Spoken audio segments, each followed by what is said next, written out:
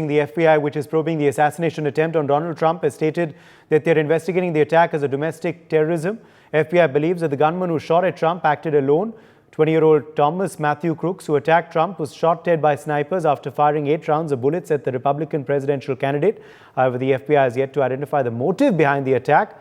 Counterterrorism and criminal investigation agencies are working together to determine the motive. This attack on Trump makes us recall the attack on another former U.S. President, John F. Kennedy. Now, Kennedy was assassinated in 1963 and his murderer, Oswald, was killed by a nightclub owner a couple of days after the incident. It's been more than 60 years since the assassination of Kennedy. However, the reason is yet unknown. It was only in 2023 that the National Archives concluded its review of the classified documents related to the assassination of Kennedy. Now, this delay makes us question how swift will the FBI actually be in uncovering the motive behind the attack on Donald Trump. Ambassador Mahesh Sachdev, former diplomat, is joining us live. We also have Pathikrit Pine, international affairs expert, live with us. RSN Singh, former RAW chief, is joining us on the broadcast as well. I don't know whether he's RAW chief or not, but is of course a former RAW officer. Also, Professor Madhav Nalapat, editorial director of the Sunday Guardian, is live with us as well. Welcome all of you. Thank you so much for being with us today. Ambassador Sachdev, let me begin with you first. Tell us a bit about your initial thoughts of the way this probe is headed into this attack on Donald Trump, Ambassador Sachdev, and how hopeful are you that we will have some sort of swift conclusion? Going by the past track record of U.S. investigative agencies, that doesn't lend me too much of hope. Robert Kennedy Jr.'s assassination, be it Kennedy assassination, be it attack on Ronald Reagan, and so on. There have been a plethora of such attacks, and almost always it was a lone wolf, and the eventual sort of motives and motivators were never found. So I don't have any reason to believe that it'll go much further than that in this particular case, particularly as the perpetrator is dead.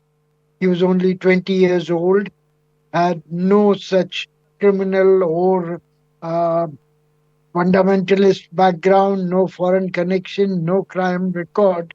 So it remains a big mystery, and going by the sloppiness with which FBI has tried to palm it off to the local police for all that act of commission and omission, it doesn't look as if this is going to go deep enough for us to have a revelation.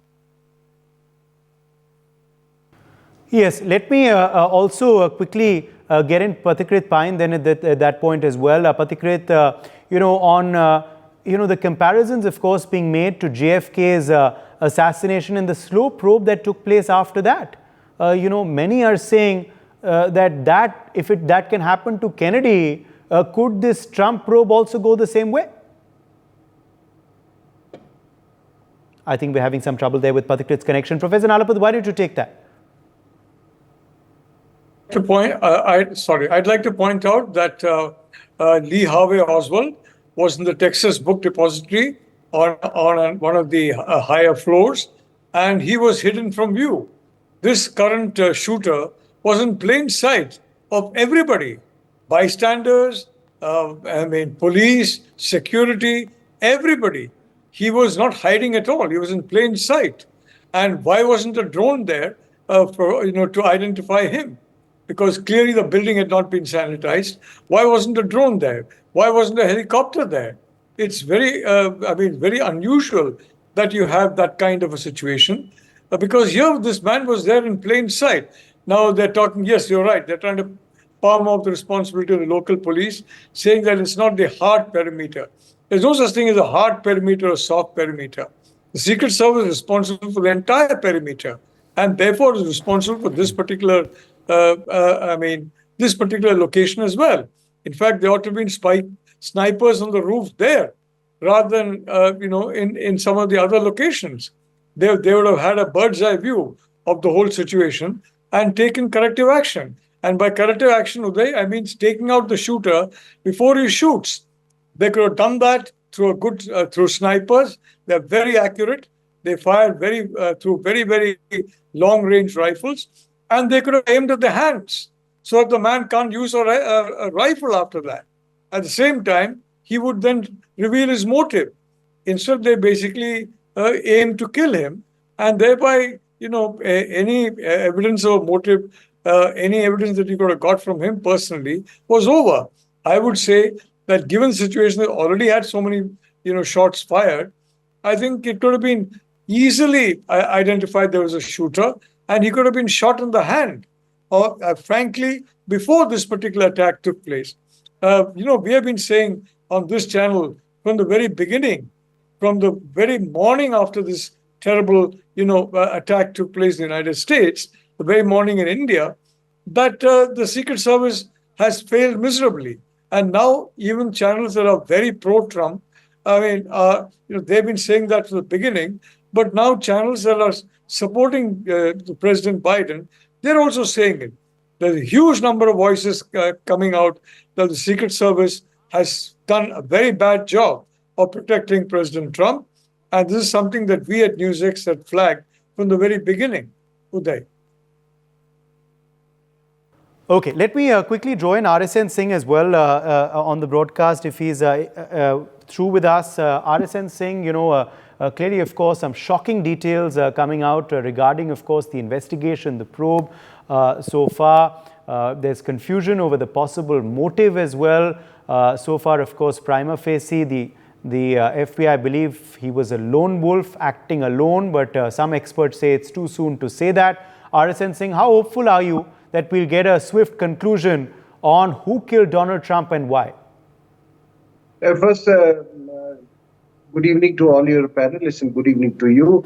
First, let me make it clear that I was far from, being a raw chief. I was there from the army on deputation, and few of us had been taken just after the Kargil conflict, for a special purpose, because they thought that it needed younger officers, and we did deliver. In those 4 and 5 years, we did deliver much more than people who had served it for 25 years, right? So I joined at the age of 37, 38, left at the age of 42, and I just left government from there. And then took to, writing on strategic affairs. So having said that, if you think you can reach a conclusion, I don't think so. I totally agree with Ambassador. He has pointed out to the incidents of United States, not only in United States.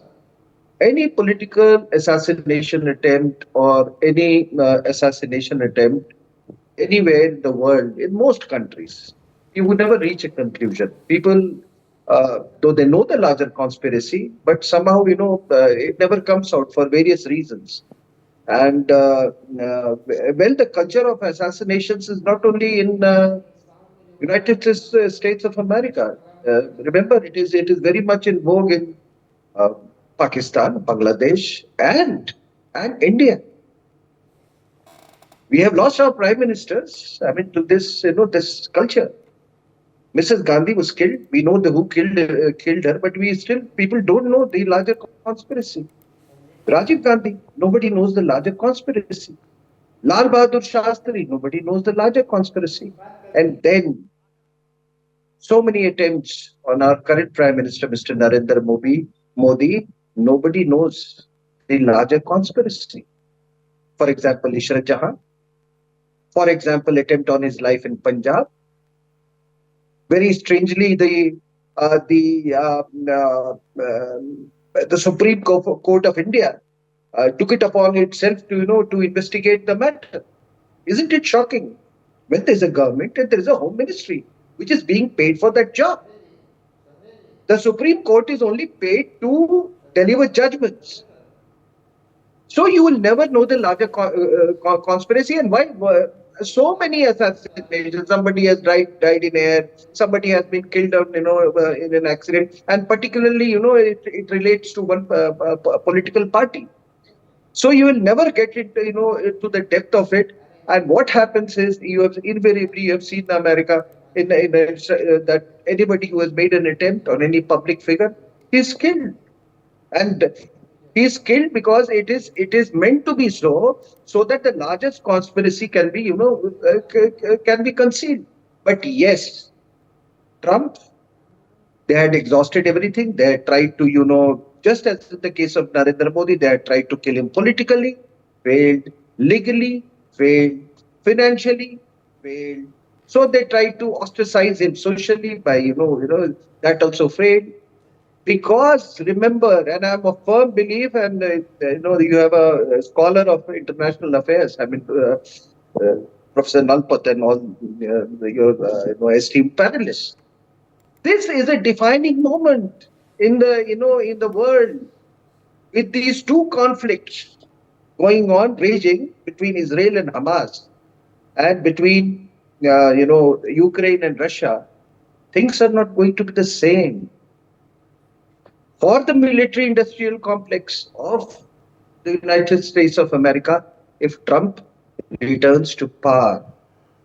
And when we're talking of deep state, please read the American newspapers today. Most of them, they've just downplayed it. Washington Post says that Trump has fallen in a rally. That's what they say.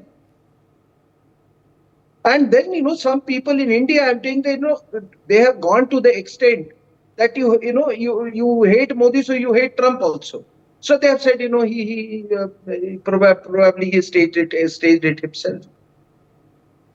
So, I mean, a sniper firing at you, from say 100 meters range, it is too much of a, it's outwardly to think that, somebody could stage something like that. So that is the kind of hatred that, a segment of the, the left-leaning politicians, you may say all over the world, the left ecosystem. So this is my take on this whole issue.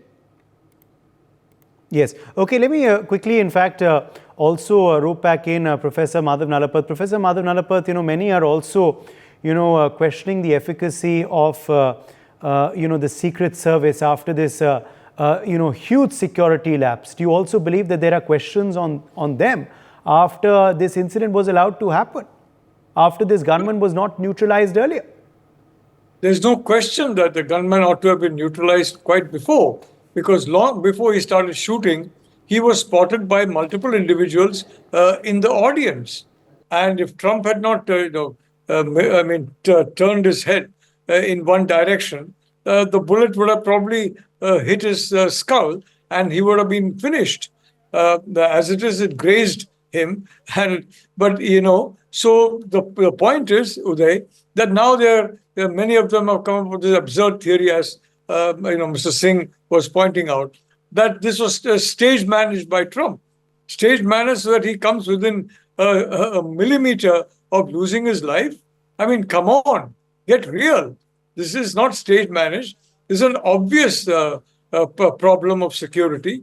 And may I point out that in polls, Trump has consistently been outpolling Biden. And when you look at Biden, the establishment loves him, absolutely loves him. They love him more than any other candidate. Forget about the Republicans in the Democratic Party, because he gives them free rein to operate. And everybody knows that Biden is losing the polls to Trump. Now, after this, I'm not sure how Biden is going to recover and get back, because the reality is that, you can, you say anything that you like, but the reality is the American people will pin the blame on Biden because he's the head of the government. The Homeland Security Department functions under him. And there's no question that the White House gives directions to the Homeland Security as to how to respond. So that if Trump had asked for extra protection, it is not given to him. So many other problems have been there, and which is why the House of Representatives is set up its own committee. You're quite right about, I think one of our panelists was talking about an independent committee not really working at all. Ambassador Sachdev, he's right. Look at the Warren Commission report on President Kennedy's assassination. It's purely the job of one man, Lee Harvey Oswald. Nobody else. He somehow sneaked into Texas Book Depository in a building that had been heavily sanitized, and they shot. And he shot and killed President Kennedy. And very obligingly, he himself was shot and killed by an individual called Jack Ruby the very next day, I think, who was well known to be an FBI informant. I'm not saying the FBI state managed the murder of President Kennedy. No, that's absurd. I'm not saying that state managed the murder of Oswald. It's absurd. There's no question about it. But the reality is, the full truth has never come out about that assassination. And to expect that a so-called independent inquiry launched by the same agencies who are now under public scrutiny for their failure, that it will come up with an honest report is, I think, too much to expect today. So yes, I don't expect anything much from this independent inquiry, and I'm not sure that the House will do an inquiry, but I'm not sure how much time the House has got, because we are about 3 months away from the presidential election. Biden is hanging on to the Democratic nomination. And frankly, after this particular episode, in which he is going to be blamed, his choices are going to be blamed as Director of Homeland Security and as Homeland Security Secretary. I mean, these are people who listen to the White House, and he is going to be blamed for that. So if he was not toast before, he's certainly toast now. And Donald Trump, provided the fates don't conspire against him, is going to be the next president of the United States. Yes, let me also rope in Ambassador Sachdev once again back into this conversation. On Ambassador Sachdev, also assassination attempts on prominent figures in the United States of America. This is not something new, is it? No, it is not, but this time it's likely to be different. Let me try and elucidate to the extent I can as to what impact this bid to assassinate Donald Trump is going to have. First of all, the public fora at which the candidates are going to be pressing flesh, shaking hands, kissing babies, are going to be limited because of security considerations.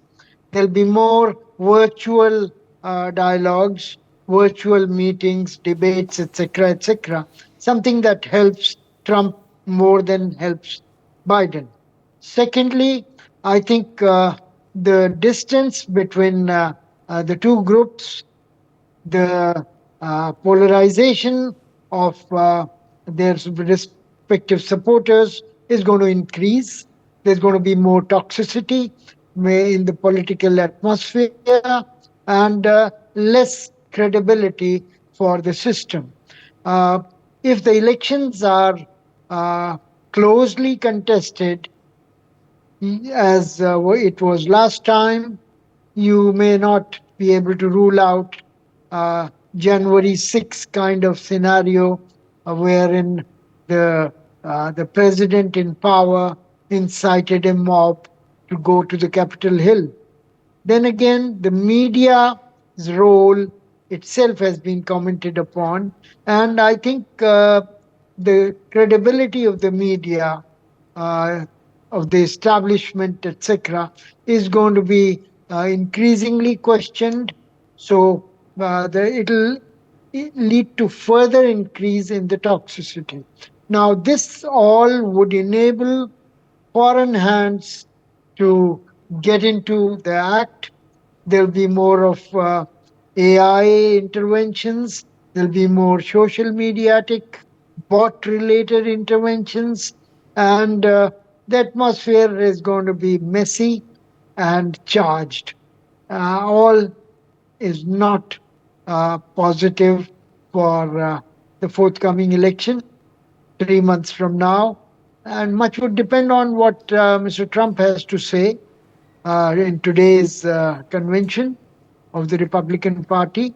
And I would like to suggest that there's going to be certain sympathy wave, as we call it in India, for him, having survived very narrowly an assassination bid. and that is going to be that blood pouring on his face, that photograph, that telegenicity is going to be marshaled for all it is worth. Thank you. Yes. Okay. Also, RSN saying, as far as, of course, this JFK, probe is concerned, many were unhappy with that. The fact that for so many years, those files were classified, for so many years, the probe just dragged on and dragged on. Yes, remember, the geopolitics at that time also was in a, it was in a major churn, I would say. You remember, though, the Cuban crisis has happened, and that was the Cold War was at its peak. So that is the time when, when he was assassinated. And not only that, I mean, well, uh, you may agree or disagree, but the fact is that there are many factors that play. Firstly, the Protestant world that time was not very happy with Kennedy because he's the first Catholic to be president of the United States of America. So, religion, whatever you may say, religion or mazhab or whatever you say, plays a very decisive role in politics apart from geopolitics. The second thing is that, in this elections, ever since, Trump made an advent, on the political scene of United States, the involvement of deep state was, very, very pronounced to the extent that this time there's an involvement of an ex-president who has debuted, who's not there in office, but yet he is the one who pulls the strings, and I'm talking about Barack Hussein Obama. And they're very happy. Everybody must be wondering as to why the Democrats are persisting with Biden.